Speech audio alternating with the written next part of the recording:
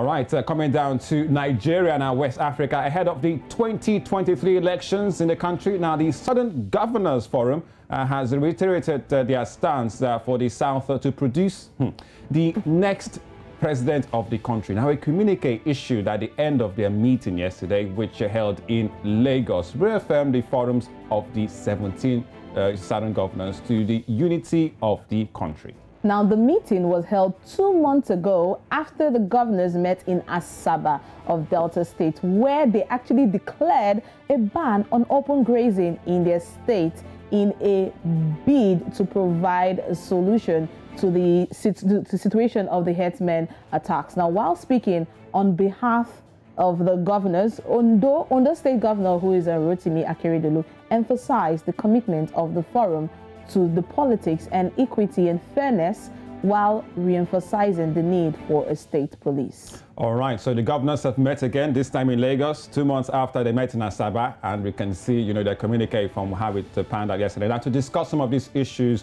raised by the governors, we have Chukwuma Okenwa, Executive Director of Lead Network Africa, also a regular on Breakfast. Welcome, Chukwuma. Good morning to Breakfast Central. Yeah, good morning. Good morning, Chukwuma. Right. Tell us what prompted the meeting of the Southern Governors Forum and what your thoughts are on the outcome of the meeting. We know that it's a follow-up on the first meeting, which has been popularly described as Asaba Declaration. So it's a welcome development and a follow-up on the previous meeting, and commendable to consolidate some of the issues they raised earlier, and also to follow up on some other rising issues, such as the 3% proposal against 5% that was proposed by the House of Representatives.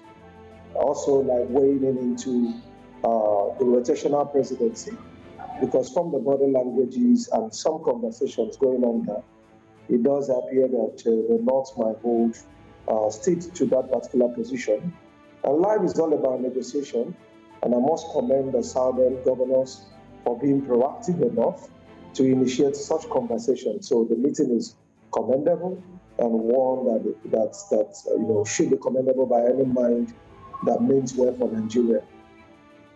All right, Chukwuma Okenwa, we need to ask you this one, because the governors issued that communique at the end of the meeting, highlighting some of significant points, one of which is their stance on like you pointed out, the president to come from the South. And I really said that with a smile on my face. Now, do you see this happening, and how do you see this playing out? The last time there was open grazing and all that discussed. This time, 17 governors from the South meet, and they're talking about presidency rotating back to the South.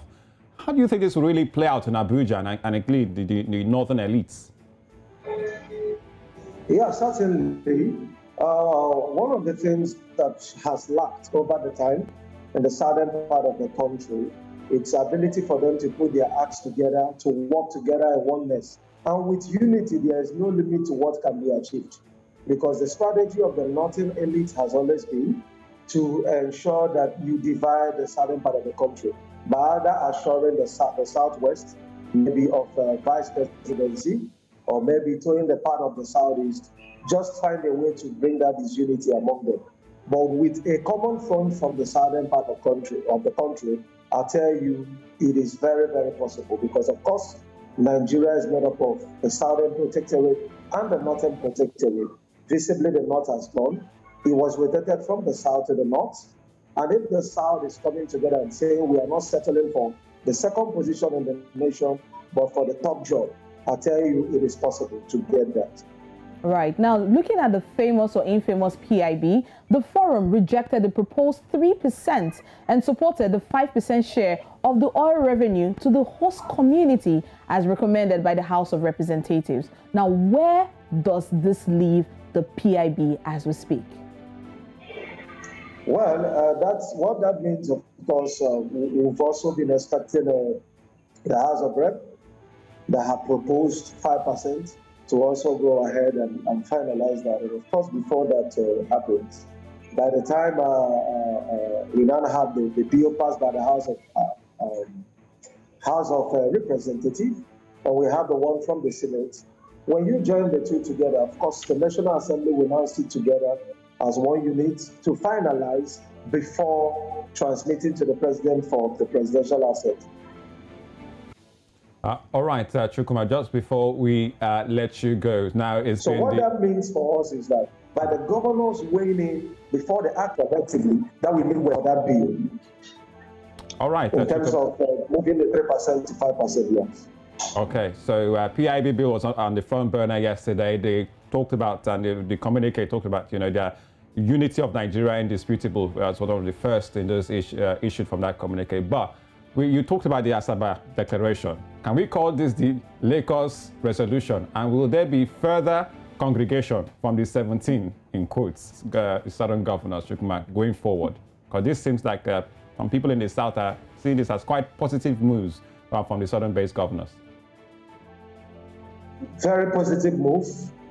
Very, very young. Life, like I did mention before, it's all about negotiation. And as diplomats, the representatives of their people, the ability to weigh in strongly, having a common front to ensure that their own part is carried along in our gear towards building a strong nation, it's the only thing and the least we can never expect from our governors.